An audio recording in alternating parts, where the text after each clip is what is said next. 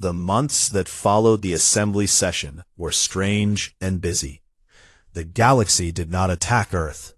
The Valhari pulled their ships back. The Kalori withdrew their offer to buy. The Marines sent a quiet message, saying they would like to talk more about the healing technology. The tension did not disappear completely, but it cooled. The galaxy was watching, waiting to see what humanity would actually do. And humanity got to work. The technology from the remnant was moved from the orbital station to a new research facility built on the dark side of the moon. It was called the Seed Lab, because everything that came out of it was meant to grow something. Do-hyun oversaw the facility. Ji-yoon managed operations. Sun-ho led the engineering teams. Nae-young trained the medical researchers. And the rest of the Hanul crew, now fully recovered, took on roles that matched their skills. The first challenge was understanding how the technology worked. Sun-ho had explained that the devices responded to intention, not commands. You could not just press a button and make them function. You had to understand what you wanted to do, hold that purpose clearly in your mind, and then the technology would respond. This was difficult for many people. Scientists were used to equations and procedures, not feelings and focus. But slowly, with guidance from the crew, they learned. It was like learning a new language, one spoken with the heart instead of the mouth. The small healing devices were tested first. Teams took them to damaged ecosystems on Earth, places where pollution, war, or neglect had killed the land. The results were extraordinary. A dead lake in Central Asia turned clear and full of fish within a week. A forest in South America that had been burned to ash began growing again, faster and healthier than before. A coral reef near Australia that had been bleached and dying bloomed with color and life. The world noticed.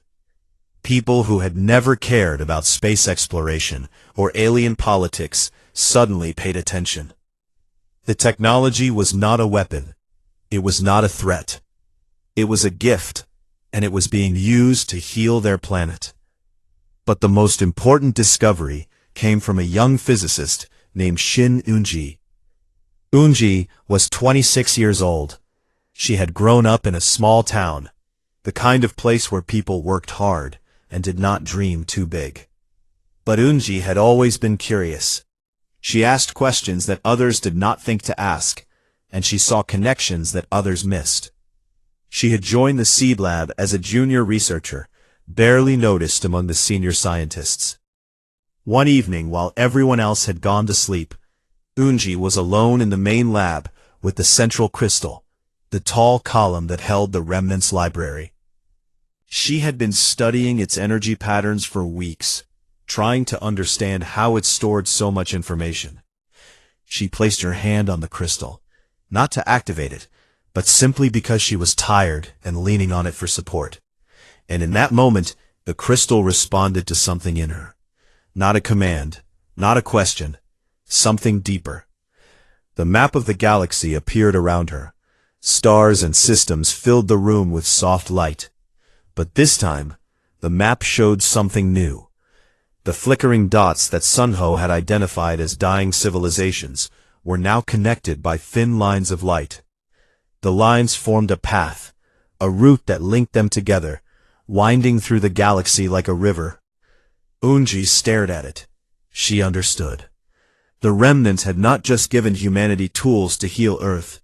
They had given humanity a map, a guide to every world in the galaxy that needed help. Every dying ecosystem, every failing civilization, every planet that was running out of time. And the lines were not just a route. They were a sequence, a plan. The remnant had figured out the most efficient path to reach every one of those worlds before it was too late. Eun-ji ran to find Do-hyun. She woke him up, dragged him to the lab, and showed him. He stood in the middle of the galaxy map, light flickering across his face. He was quiet for a long time. Then he said, "They did not just trust us to keep their knowledge safe. They trusted us to finish their work. Unji nodded. There are over 1,000 worlds on this map. Some of them have years left, some have months. If we start now, we can reach the closest ones within weeks. Dohan looked at her. You understand what this means. This is not a small mission. This is not one ship and 12 people. This is everything. Every resource, every ship, every person willing to go. I know, she said. Good. The announcement was made 3 days later. Do-hyun stood before the cameras and the leaders of Earth and said what needed to be said. Humanity had been given a gift and a purpose. There were worlds out there that were dying, and humanity had the tools and the knowledge to save them. He was calling for the largest fleet ever assembled, not for war, not for conquest, but for rescue. The response was overwhelming. Ships came from every nation on Earth. Volunteers signed up by the thousands. Engineers, doctors, scientists, farmers, teachers, and ordinary people who simply wanted to help. Sun Ho worked around the clock to build new devices based on the remnants' designs. Nae-young trained medical teams to use the healing technology. Ji-yun coordinated the logistics of moving a fleet across the galaxy. The Marine were the first alien species to offer support. They sent supplies and navigation data. The Kalori, never ones to miss an opportunity, offered their trade routes for transport. Even the Valhari, proud and military, sent a small escort fleet, officially for protection, but everyone knew it was their way of saying they wanted to be part of this. Unji was placed in charge of the route planning. She worked with the crystal every day, refining the path, calculating times, and identifying which worlds were most urgent. She was quiet and serious, and the senior scientists who had once overlooked her now came to her for guidance.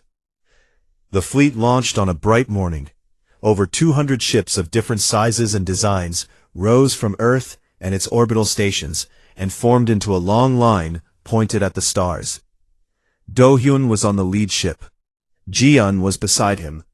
Sun Ho was in the engine room, making sure everything worked.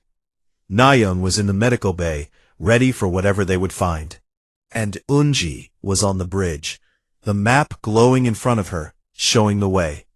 As the fleet passed the edge of the solar system, where the Hanul had once vanished and returned, a message was broadcast on all channels, human and alien alike. It was simple and clear. This is the Earth Rescue Fleet. We are coming to help. Hold on. Across the galaxy, on worlds that had been forgotten, on planets that had been given up for dead, on stations where the last survivors sat in the dark waiting for the end. That message was received, and for the first time in a long time, they had hope. The galaxy had spent centuries underestimating humanity. They had called humans young, reckless, emotional, and chaotic. They had wondered why the remnant had chosen such a messy species to carry their legacy. Now they understood. Humans did not just survive. They did not just endure. When the universe gave them a reason to move, they moved. When someone needed help, they came. Not because they were the strongest or the smartest or the oldest, but because they cared.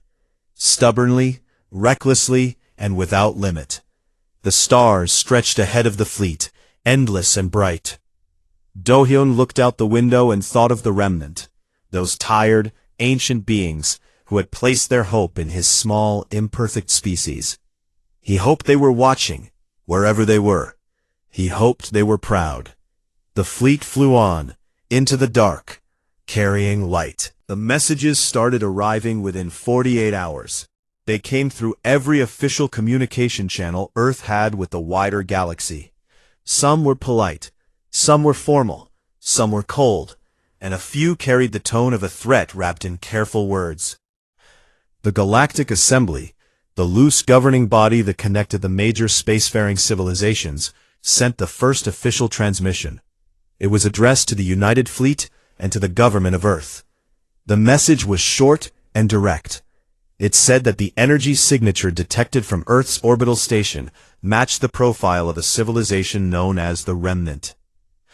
The Remnant's technology was classified as Tier 0, meaning it was beyond the capability of any currently living species to create or fully understand. The Assembly requested that Earth surrender all recovered technology for collective study and safekeeping. The word requested was doing a lot of heavy lifting in that message. Yoon Jian read it in her office. She read it again. Then she forwarded it to Do Hyun. He read it once and said, "No." That single word started a fire that spread across the galaxy. Within a week, 3 major alien coalitions had made similar demands. The Kalori, a species known for their vast trading networks, offered to buy the technology. They named a price that was higher than Earth's entire economic output for a century. The Valhari, a military civilization that controlled 2 star systems, sent a diplomatic envoy with the unspoken understanding that refusal could lead to consequences. And the Marine, an ancient species that rarely involved itself in galactic affairs, sent a quiet message saying that the technology was too dangerous for any single species to hold. Earth's own governments were divided. Some leaders wanted to negotiate. Some wanted to share the technology openly. A few wanted to use it as leverage to gain a better position in galactic politics. And a small but loud group wanted to hide it, bury it deep, and pretend it did not exist. Ji-yoon watched the arguments unfold from the station. She had expected this. She had known the moment Sunho showed her the cargo hold that the galaxy would react. Power attracted attention. Power attracted fear. And power in the hands of a species that most of the galaxy still considered young and unpredictable attracted the most fear of all. Do-hyun was calm through all of it. He attended meetings with fleet commanders. He listened to their arguments, their fears, and their plans. And then he said the same thing to each of them. The technology was given to us. It was given freely, by a dying people who chose us for a reason. We will not give it away. We will not sell it. We will not hide it. And we will not let fear decide what we do with it. Some people agreed with him. Many did not. But Do-hyun had something that none of the politicians or commanders had. He had been there. He had stood in front of the last beings of a civilization that had watched the galaxy for thousands of years, and they had looked at him and said, "We trust you." That carried a weight that no argument could match. The Galactic Assembly called a formal session. This was rare. The Assembly met in full only when something threatened the balance of the galaxy. Earth was invited to send a representative to speak. Jian wanted to go. The fleet commanders wanted to send a trained diplomat. But Do-hyun said he would go himself, and no one could find a good reason to stop him. He traveled to the assembly station, a massive structure built in neutral space between 3 star systems. It was shaped like a ring, and it was old, almost as old as the Remnant station had been. Representatives from dozens of species filled the central chamber. Some were tall, some were small, some breathed different air and sat behind sealed barriers. But all of them watched as Do-hyun walked to the speaking platform in the center of the room. He wore no special uniform. He carried no weapon. He had no prepared speech in his hand. He simply stood there, a human man, alone in the middle of a room full of beings who controlled fleets, economies, and empires. The assembly speaker, a Kalori elder, opened the session. Earth has been asked to surrender Tier 0 technology recovered from the Remnant. Earth has refused. The representative of Earth may now explain.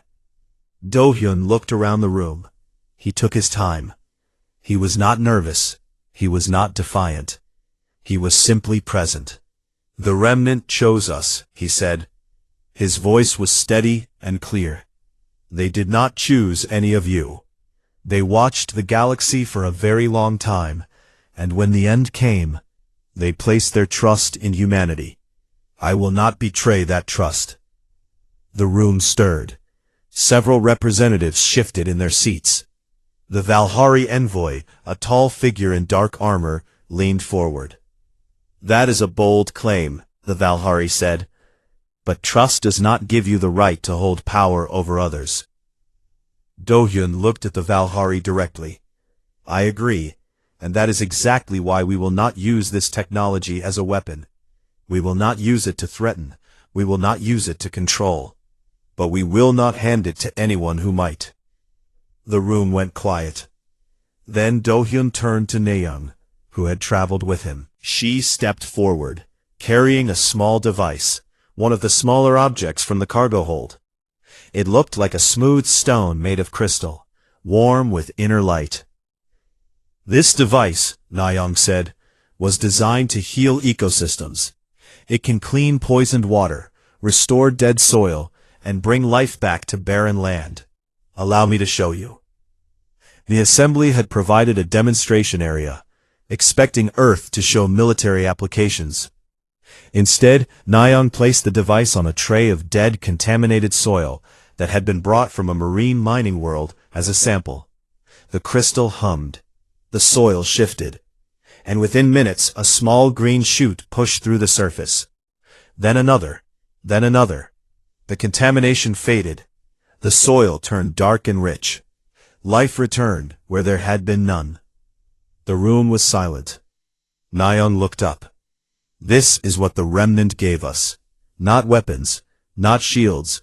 Tools to heal, tools to grow. Tools to fix what has been broken." For a long moment, no one spoke. The Marine representative, who had been the most cautious and skeptical, slowly leaned forward. "The Marine have mining worlds that have been dead for 300 years. Can this technology restore them?" "Yes," Naeung said simply. The Valhari envoy sat back. The aggression in the room faded, replaced by something more complicated. Confusion, interest, and a thin, reluctant thread of hope. Do-hyun spoke again. "Humanity is not asking for power. We are not asking for control. We are offering to use what was given to us for the benefit of everyone. But we will do it on our terms, because the remnant trusted us to make the right choices. If you take this from us by force, you prove that they were right to skip you." That last sentence hit hard. Every species in the room knew what it meant. The remnant had watched them all, and chosen none of them. The assembly did not make a decision that day. They could not. The arguments would continue for weeks, then months. But the tone had changed. Earth was no longer seen as a young species hoarding stolen treasure. It was seen as something new, something that the galaxy had not expected. On the ship home, Ji-yoon sat across from Do-hyun. He looked tired for the first time since he had woken up. "Do you think they will accept it?" she asked. "Some will," he said. "Some will not. But it doesn't matter. We know what we are supposed to do, and we will do it regardless." She nodded. Through the window, Earth grew larger as they approached. Blue, green, home. The Hane-yul arrived at Earth's orbital station on a Wednesday morning. By Wednesday afternoon, the entire planet knew it was back. The news spread faster than any official announcement. Someone at the station had leaked a photograph of the ship being towed in, and within hours, every screen on Earth showed the same image. The ghost ship had returned. The dead crew was alive, and they had brought something with them. The United Fleet sealed off the station. No reporters, no visitors, no one in or out without top-level clearance. Yoon Ji-eun was given full authority over the operation, and she used it immediately. She moved the crew to a secure medical wing and placed the cargo hold under guard. Dae Sun-ho and Ko Na-young were the strongest of the 12 crew members. The others were still recovering from their long sleep. Captain Han Do-hyun was awake but quiet. He spent most of his time sitting by a window, looking at Earth below, as if he was trying to remember what home felt like. Ji-yoon needed answers, and she needed them fast. The fleet commanders were already calling, government officials were demanding briefings, and signals were coming in from alien communication channels, which meant that other species in the galaxy had noticed the Hanul too. She sat with Sunho and Na-young in a small room on the station. A recorder was running. The door was locked. "Tell me everything," she said. Sunho leaned forward. He was a practical man, a man who worked with his hands and trusted what he could see and measure. But when he spoke now, there was something in his voice that sounded almost like wonder. "When we picked up that energy reading," he began, "we thought it was a natural event, a new kind of radiation maybe, something we could study and add to the database." Do-hyun gave the order to investigate. We moved closer. "And then?" Ji-yeon asked. "Then we saw it. A rift. Not a hole, not a tunnel. More like a fold in space itself. The sensors could not explain it. The computers gave us errors, but we could see it with our own eyes. It was like looking at the edge of a page being turned." Na-young took over. Do-hyun made the decision to enter it. "I know that sounds reckless, but you had to be there. The rift was not pulling us in. It was not dangerous. It felt like an invitation." "An invitation from whom?" Ji-yeon asked. "We did not know at the time," Na-young said. "But once we crossed through, we found ourselves in a different part of the galaxy, far from home, far from anything we recognized. And there, floating in space around a dying red star, was a structure." Sunho described it. The structure was enormous, larger than any space station humanity had ever built. It was made of materials that their instruments could not identify. Parts of it were metal. Parts of it were crystal. And parts of it were alive. Organic material woven into the walls and floors like veins in a body. The structure was old. Incredibly old. Some of the systems inside had been running for thousands of years. But it was not abandoned. There were beings inside. Na-young's voice became softer. They were the last of their kind. There were only a few dozen of them left. They were tall, thin, and their skin had a color that I cannot describe with any word I know. They moved slowly, as if every step cost them energy they could not spare. These beings had once been a great civilization. They had spread across dozens of star systems. They had built technologies that could heal planets, grow life from nothing, and bend the rules of physics. But something had happened to them, a slow decline over centuries. Their population fell. Their worlds went dark, one by one. And now only this station remained, orbiting a star that was also dying. They knew they were the last, Sunho said. They had accepted it. But they did not want their knowledge to disappear. They had been watching the galaxy for years, looking for someone to carry it forward. "And they chose us?" Ji-yeon asked. "They chose humanity," Na-young said. "They told us they had observed many species. Some were too aggressive, some were too fearful. Some had the intelligence but not the heart. They said humans were different. They said we were messy and contradictory and sometimes foolish, but we had something that the others did not." "What was that?" Na-young paused. "They said we never stopped trying, even when things were hopeless, even when the odds were impossible. They said that was the quality they trusted most." The beings spent what felt like a few days teaching the crew how to use the technology they were giving them. In reality, based on the star's position and other calculations Sunho had done later, almost 17 years had passed in normal space. Time inside the rift moved differently. The devices in the cargo hold were the heart of this gift. They were biomechanical tools, part machine and part living organism. Each one had a different purpose. Some were designed to clean poisoned air and water. One could break down toxic waste at the molecular level and rebuild it into clean soil. Another could scan a damaged ecosystem and generate a plan to restore it, down to the last insect and plant. But the most powerful device was a tall column of crystal and metal that stood in the center of the cargo hold. It pulsed with a deep, steady light, and when Sunho placed his hand on it, it projected a three-dimensional map of the galaxy. "This is their library," Sunho explained. "Everything they ever learned, every discovery, every failure. Thousands of years of science, medicine, engineering, and art. It is all stored inside this crystal." Jian looked at the map. She could see star systems marked with small glowing dots. Some were bright, some were dim, some were flickering. "The flickering ones," Sunho said, "are civilizations that are dying right now. Planets that are failing, species that are running out of time." Jian felt the weight of what she was looking at. This was not just technology. This was a responsibility. Nayoung spoke carefully. "There is something else you need to understand. This technology does not work the way our machines do. It is not powered by fuel or electricity. It is powered by intention, by the will of the person using it. If you approach it with greed, it will not respond. If you approach it with a desire to help, it will give you everything." Jian sat back in her chair. She thought about the fleet commanders waiting for her report. She thought about the governments that would want to control this. She thought about the alien species that had already noticed. "How long before the galaxy comes knocking?" she asked.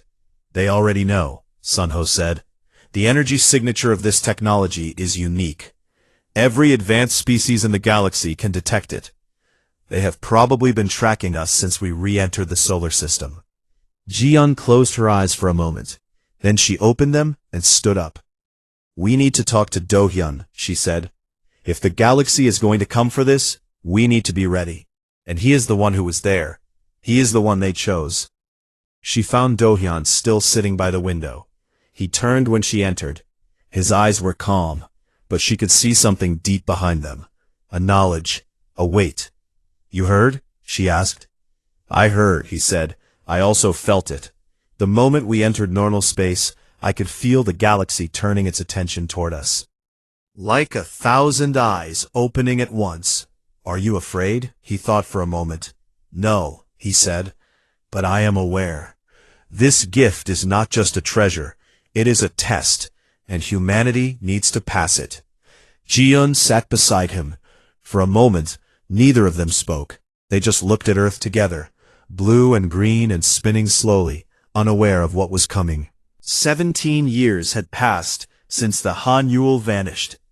In that time, Earth had changed. New buildings reached higher into the sky.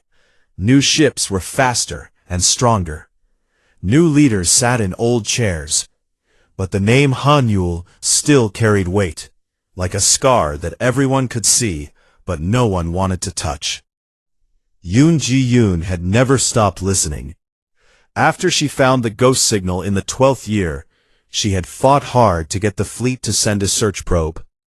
They said it was too expensive. They said the signal could be a reflection, an echo bouncing off deep space ice. She argued. She submitted reports. She made her case to every committee that would hear her. Most of them turned her away politely. A few were not polite at all. But she kept pushing, and in the 15th year, she finally got what she needed. Not from the fleet, but from a private research group that was interested in the unusual energy readings the Hanel had reported before it disappeared. They gave her a small budget, a fast probe, and permission to send it to the last known coordinates. The probe found nothing at first, just empty space. But Jiun had programmed it to follow the faint signal. And after 2 months of drifting in silence, the probe picked up something. A ship. The Hanel was floating in deep space, far beyond where any Earth vessel had ever traveled. It was intact. Its hull was not damaged. Its lights were off, but its structure was whole. It looked exactly the way it had looked 17 years ago, as if time had simply forgotten about it. When the probe's data reached Earth, everything changed. The United Fleet scrambled. Within days, a full retrieval mission was approved. Jiun was placed in command. She had spent 17 years waiting for this moment, and no one in the fleet dared to suggest that someone else should lead. The retrieval ship was called the Bjol, which meant star. It carried a crew of 20, including engineers, scientists, medical officers, and a small security team. Ji-yoon stood on the bridge as the ship launched, and she felt the weight of every year she had spent searching. The journey took 3 weeks. The Bjol was faster than the Hanuel had been, and it covered the distance smoothly. But as they got closer, the readings became strange. The space around the Hanuel was different. Not dangerous, but different. The energy levels were higher than they should have been. The particles moved in patterns that made no sense. One of the science officers said it felt like the area was humming, though there was no sound in space. Jian ordered the Bjol to approach slowly. When they got close enough to see the Hanuel through the windows, the bridge went quiet. The ship was exactly as they remembered it. Same shape, same markings, same small dent on the lower hull where Sunho had bumped it during a maintenance run years ago. It was as if the ship had been frozen in time. Jian led the boarding team herself. She put on her suit, checked her equipment, and crossed the gap between the two ships. When her boots touched the floor of the Hanuel, she stopped and stood still for a long moment. The air inside was breathable. The temperature was normal. The lights were off, but the emergency systems were running on some kind of power that the team could not identify. They moved through the corridors carefully. There was no dust, no damage, no signs of struggle. The crew's personal belongings were still in their rooms. A book was open on a table in the common area. A cup was sitting next to the navigation console, as if someone had just put it down. Then they reached the stasis chamber. Inside, 12 pods were arranged in 2 neat rows. Each pod was sealed and glowing with a soft blue light. Inside each pod was a member of the Hanuel crew. Their eyes were closed.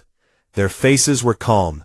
Their chests rose and fell with slow, steady breathing. They were alive. Ji-yoon walked to the pod in the center of the first row.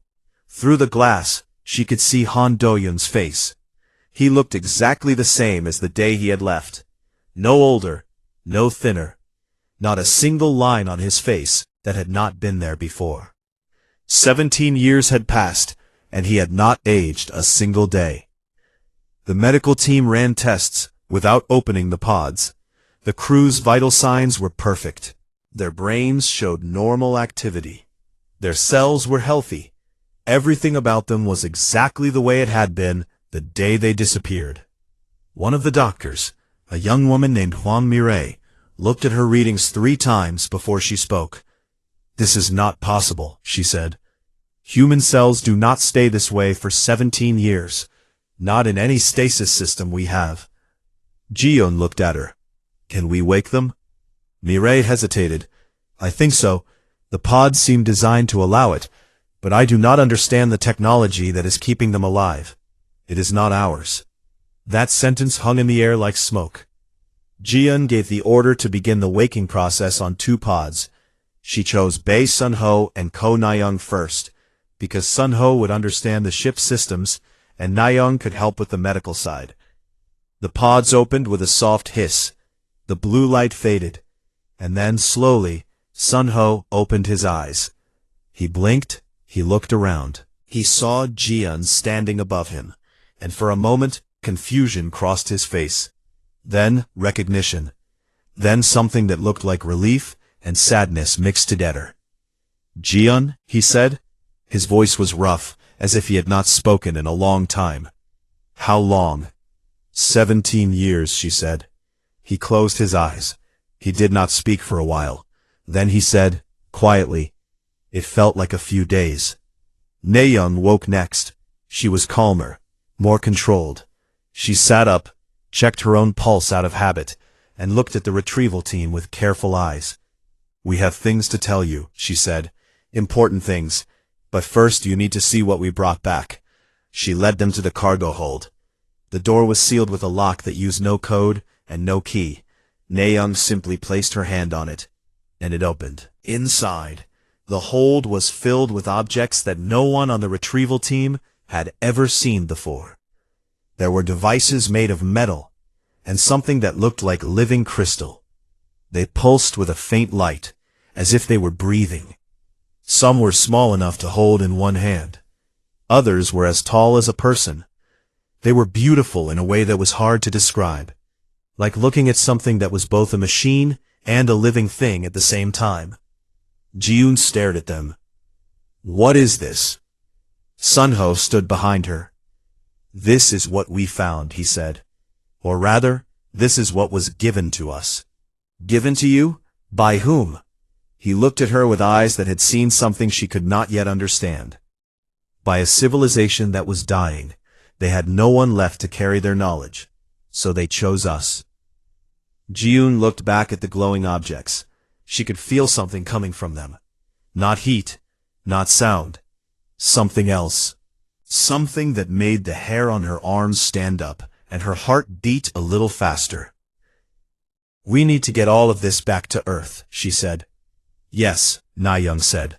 "But you should know, when Earth sees what we have, everything will change. And not just for us, for everyone, for every species in the galaxy." Ji-yoon nodded slowly. She did not fully understand yet, but she believed them. The Hanuel was towed home behind the Biol. 12 crew members were awake and recovering. And in the cargo hold, wrapped in blue light, the future of humanity sat quietly, waiting. Years. Most of them came back. Some did not. But no one forgot the ones that were lost, because every ship carried people, and every person had a name that someone still whispered at night. The deep space exploration vessel Hanuel was not a warship. It was built to study, to explore, and to bring knowledge home. It was not large, it was not famous, but the 12 people aboard it were some of the finest minds Earth had ever trained. They had been chosen carefully from thousands of candidates. Each one had spent years preparing for this mission. Captain Han Do-hyun stood at the bridge the morning the Hanuel launched from the orbital station above Earth. He was a calm man, not the kind who gave loud speeches or waved to cameras. He simply checked every system twice, nodded to his crew, and gave the order to begin. That was his way. He believed that actions spoke more than words ever could. She was sharp, fast-thinking, and had a memory that never seemed to fail. She and Do-hyun had worked together for nearly 8 years before the mission.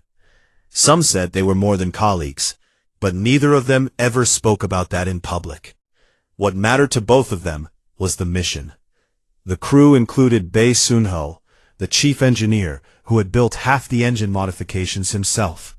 There was Ko Na-young, the medic, who had once saved an entire colony station during a disease outbreak with nothing but basic supplies and her own stubborn will. There was Park Ji-won, the navigation officer, quiet and careful, who could read star charts the way some people read books. And there were 7 others, each of them brilliant, each of them brave, and each of them ready. The mission was simple on paper. The Hanuel was supposed to travel past the Oort cloud, the cold and distant shell of ice and rock that surrounded the solar system. It was supposed to study the space beyond, collect data, and return within 14 months. For the first 5 months, everything went perfectly. The Hanuel sent regular reports back to Earth. Sunho kept the engines running smoothly. Nayoung kept the crew healthy. Do-hyun kept them focused. Ji-yoon organized the data they collected and sent it home. Then, on a cold Tuesday in the mission calendar, the Hanuel sent its last message. The message was short.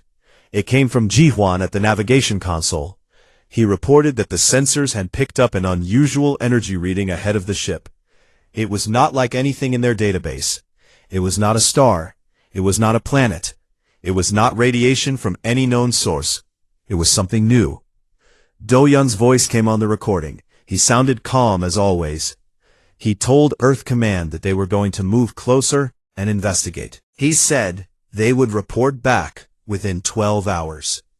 12 hours passed, then 24, then a week, then a month. The Hanel was gone. Earth sent signals. Earth sent probes. Earth even sent a fast rescue ship to the last known coordinates. There was nothing there. No wreckage, no debris, no energy trail. The space where the Hanel had been was completely empty. The United Fleet, the organization that managed all deep space missions, held a formal review. After 6 months of searching, they declared the Hanel and its crew lost. A ceremony was held at the fleet headquarters in Busan. 12 names were read aloud. 12 candles were lit. Families cried. Friends stood in silence. The world moved on. But Yoon Ji-yoon did not move on. She had not been on the Hanel when it disappeared. She had been pulled from the crew list 2 months before launch because of an injury during training. Such a small thing had changed everything for her. She had stood on the ground and watched the ship leave without her. And she had told herself that it was fine, that they would come back, and that she would be on the next mission. Now the next mission did not matter. Nothing mattered except finding out what happened. Ji-yoon used every connection she had. She talked to scientists, engineers, signal experts, and old friends in the fleet. She spent her own money to rent time on deep space listening stations. She sat alone in dark rooms, wearing headphones, listening to the silence of space, hoping to hear even one small sound from the Hanu. Years passed. 1 year, 3 years, 5 years. People told her to stop. They said she was wasting her life. They said the crew was dead and that she needed to accept it. Her friends slowly stopped calling. But Ji-yoon did not stop. She had a small office in the fleet's old communications building. It was supposed to be temporary, but she had been there for so long that no one bothered to ask her to leave. She filled the walls with charts, maps, signal logs, and photographs. In the center of one wall was a picture of the crew, taken the day before launch. Do-hyun was standing in the middle, not smiling exactly, but looking steady and sure. She looked at that picture every morning. On some nights, she thought she heard something in the static, a pattern, a rhythm, something that was not random noise. She recorded it, analyzed it, and sent it to experts. They told her it was nothing, just echoes, just the natural sound of the universe humming to itself. She did not believe them. By the 10th year, Ji-yoon had become something of a legend in the fleet. Not a hero, more like a ghost. Everyone knew what she was doing. Most felt sorry for her. A few admired her. No one expected her to succeed. In the 12th year, she intercepted a signal. It was faint. It was broken. But buried inside it was a frequency code that only the Hanul used. Her hands shook as she checked it again and again. The code was real. It was old, damaged, and barely there. But it was real. She reported it to the fleet immediately. They ran their own tests. They confirmed it. Somewhere, far beyond the edge of the solar system, the Hanul was still sending a signal. It was a ghost signal, a faded echo, but it was enough. Ji-yoon sat alone in her office that night. She did not cry. She did not celebrate. She just looked at the photograph on the wall and whispered, "I told you. I told everyone."